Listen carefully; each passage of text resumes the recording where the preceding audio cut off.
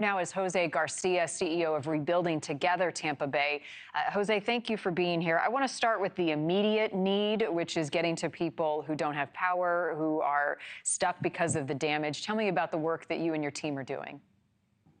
Well, right now, first, thank you for having me. Right now, what we are doing is getting ready to deploy contractors and make sure all those houses that were impacted and flooded, we start to take down their drywall and make sure that they are as dry as possible.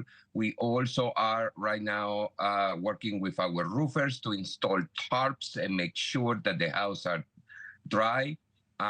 Making sure that if another more water comes, more rain comes, another storm comes, at least they can raise the water much better. There is not much we can do until probably next week, which is when everybody will be able to get to have some sense of normality and be able to be available to help us as well as the homeowners or the residents. We're seeing some video. We've seen some pictures come in. There's a lot more that we haven't yet seen. What have you surveyed and how extensive is the damage you've seen? Fences, trees down, windows broken. I don't think everybody, we knew that it was going to be pretty bad. We felt that it was going to be in zone A's and B and C, but other areas further out, including my house, where has some sense of damage in our houses. It was a very strong and powerful storm.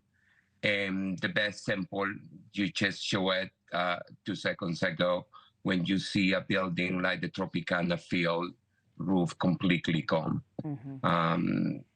It's pretty bad. There is a lot of stuff out there. It's not safe to drive. It's better to stay at home. But at some point, we're going to have to be out cleaning our backyards in front of our houses. For now, the message and the warning is stay put, shelter in place in those areas that have seen the greatest impact because of the danger and down power lines. You know, Jose, you do this for a living, and as you know, so as we are in the news, we cover these storms and then the page turns to the next news story pretty quickly, but you're there for the long haul.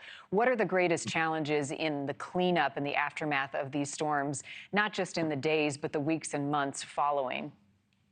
You're absolutely right. We're still working very hard in getting Fort Myers back to normals after Ian.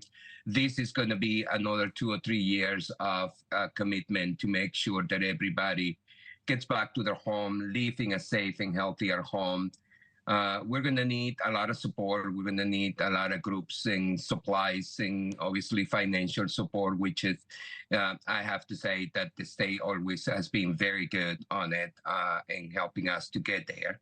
But it's going to take time. And unfortunately, not everybody's willing to wait. So we're going to be starting to see houses abandoned like we saw in Fort Myers, and probably people losing their houses like we saw in Lee County after Ian. And the worst part of this storm, it was just simply more fuel to the fire.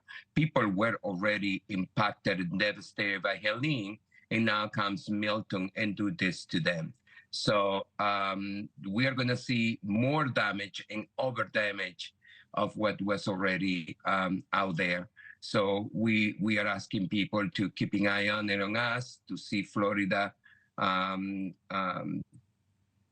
think on us and pray on us, but also to help us as much as we can to get ready to help as many people as possible. Yeah. And of course, we don't want to forget those impacted in North Carolina, Tennessee, and Georgia with Helene. Yeah. Thank you for watching. Go to newsnationnow.com to find News Nation on your television provider. And don't forget to click the red subscribe button below to get more of News Nation's fact-driven, unbiased coverage.